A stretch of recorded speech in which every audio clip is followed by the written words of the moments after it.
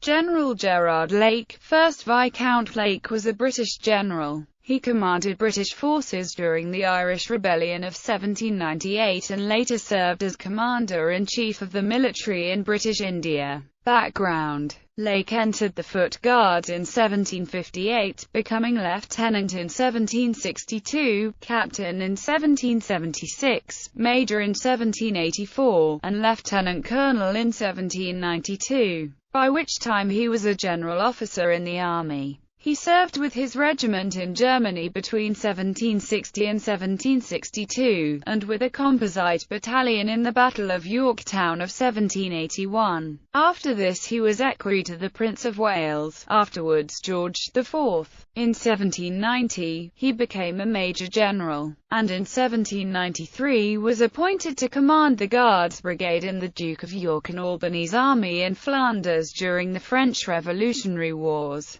He was in command at the successful Battle of Linchells on 18 August 1793, and served on the continent until April 1794. He later sold his lieutenant colonelcy in the Guards, and became colonel of the 53rd Regiment of Foot and governor of Limerick in Ireland. In 1797 he was promoted lieutenant general. 1798 Rebellion in Ireland. In 1798, the Irish Rebellion broke out. Lake, who was then serving in Ireland, succeeded Sir Ralph Abercrombie in command of British troops there in April 1798. He issued a proclamation ordering the surrender of all arms by the civil population of Ulster, which effectively disarmed and crippled the Society of United Irishmen and became known as the Dragooning of Ulster. In May, Lake commanded troops in County Kildare, and, after the failed rebel attack on Naas on 24 May, he assisted General Ralph Dundas in ensuring the rebel surrender on humane terms after the Battle of Kilcullen. Another rebel force on the nearby Curragh were also persuaded to surrender. But while this was being arranged by Lake, the rebels were mistakenly attacked by separate British forces coming from the opposite direction, resulting in the Gibbet Rath massacre on 29 May. As a result, central Kildare remained quiet for the rest of 1798. Lake then took overall command of the force of some 20,000 troops to crush the Wexford rebels and defeated the main rebel army at Vinegar Hill on 21 June. His policy of brutality towards rebels found in arms brought him into conflict with Lord Cornwallis, who was appointed Lord Lieutenant of Ireland in June 1798 and instituted an Amnesty Act to encourage rebels to lay down their arms.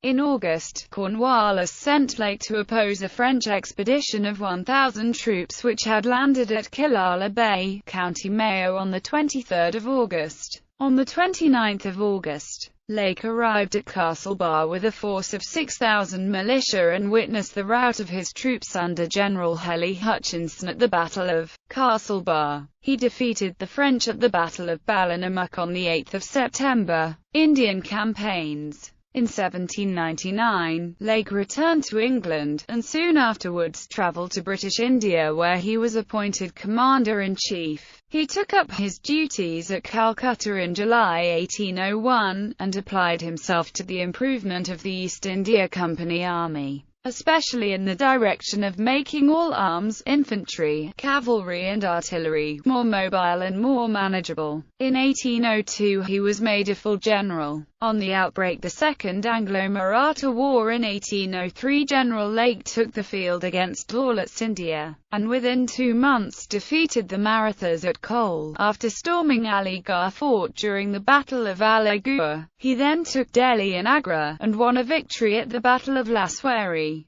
where the power of Scindia was completely broken with the loss of 31 disciplined battalions, trained and officered by Frenchmen, and 426 pieces of ordnance. This defeat, followed a few days later by Major General Arthur Wellesley's victory at the Battle of Argown, compelled Scindia to come to terms, and a treaty was signed in December 1803. Operations continued against Yashwantrao Holkar, who, on 17 November 1804, was defeated by Lake at the Battle of Farrukhabad. However, Lake was frustrated by Jats and Yashwantrao Holkar at Bharatpur, which held out against 5 assaults early in 1805. Cornwallis succeeded Lord Wellesley as Governor-General of India in July of that year, superseding Lake at the same time as Commander-in-Chief, and, determined to put an end to the war, Cornwallis, however, died in October of the same year, and Lake pursued Holkar into the Punjab. However, after seeing the stronger position of Holkar and his effort to gather all Indian princes under one flag against the British